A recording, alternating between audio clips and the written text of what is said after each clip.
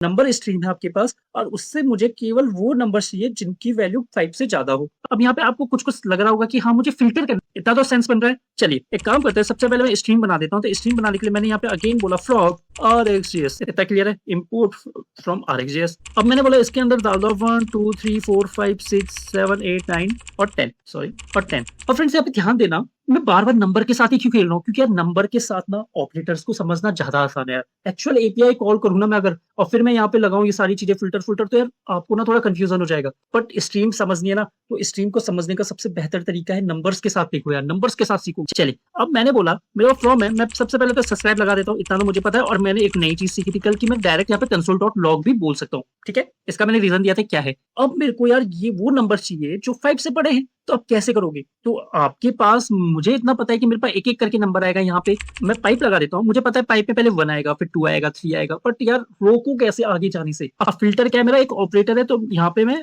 Creational operator नहीं है, manipulation वाला ऑपरेटर है, मतलब जो स्ट्रिंग को मैनिपुलेट करता है, ठीक है। अच्छा अब फिल्टर में क्या रखोगे आप, सबसे पहले पाइप डाला, अब पाइप के अंदर फिल्टर को इस तरीके कॉल कर दिया, सिंपल इतना समझो। अब फिल्टर के अंदर एक कॉल बैक फंक्शन होगा, ऐसे देखो, सिंटेक्स रट्टा नहीं मारना फ्रेंड, समझना है सिंटेक्स को। मैंने पाइप लगाया, पाइप के अंदर फिल्टर को कॉल किया, और कॉल करने के बाद मैंने उसको बोला कि उसके अंदर कॉल बैक फंक्शन आया, कॉल बैक फंक्शन डाल दिया। अब मैंने बोला फिल्टर के अंदर यहाँ पे डेटा, यहाँ पे चलो इसको एक्स बोल देता हूँ, नंबर बोल देता हूँ, ऐसे नम बोल देता हूँ। अब नम में मेरे पास 1 2 3 4 5 6 अप टू 10 तक आएंगे। मैंने यहाँ पे क्या बोला, रिटर्न ट्रू या फॉल्स, ट्रू या फॉल्स मुझे रिटर्न करना है, इतना क्लियर रखो यार। फिल्टर के अंदर से आइदर ट्रू रिटर्न होता है, फॉल्स रिटर्न होता है। अगर आप ट्रू रिटर्न कर रहे हो तो मतलब वो वैल्यू को हम ले लेंगे, अगर आप फॉल्स रिटर्न कर रहे हो तो हम वैल्यू को नहीं लेंगे, मतलब हम सब्सक्राइब के अंदर नहीं जाएंगे। अच्छा तो मैंने बोला रिटर्न नम ग्रेटर देन 5, सॉरी नम ग्रेटर देन 5, तो क्या मेरा 1 5 से बड़ा है, नहीं यार 5 से बड़ा नहीं है, तो रिटर्न क्या हो जाएगा, फॉल्स हो जाएगा। तो मतलब ये सब्सक्राइब के अंदर नहीं जाएगा, तो 1 नहीं मिलेगा मेरे को। फिर 2 आया, 2 ग्रेटर देन 5 के, 2 5 से बड़ा है, बोला नहीं है, तो सब्सक्राइब के अंदर नहीं जाएगा, रिटर्न फॉल्स कर देगा।